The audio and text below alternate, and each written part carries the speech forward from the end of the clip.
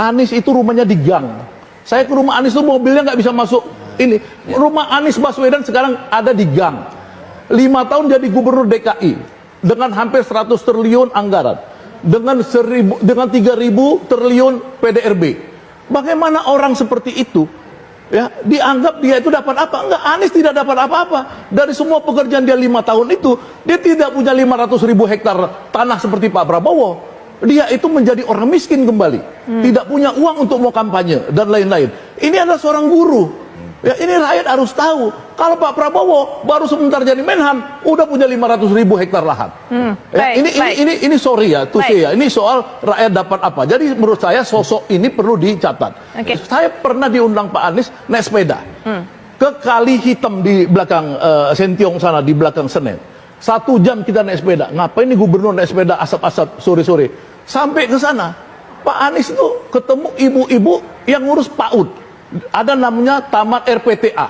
Ya, Pak Anies itu siang malam ngurusin pendidikan, dari urusan pendidikan orang-orang kecil, orang-orang yang membutuhkan ruang publik untuk menambah, mengekstensi. Ya, orang-orang miskin di Eropa, saya pernah jadi orang miskin di Belanda. Kenapa saya itu tetap sehat di sana? Karena pemerintahnya memberikan ruang publik, ya, taman-taman besar dan lain-lain. Ini dilakukan Anies supaya anak-anak PAUD ini, anak-anak kecil ini tidak kehilangan ruang publik. Jadi jangan di rumah gang sempit dan lain-lain.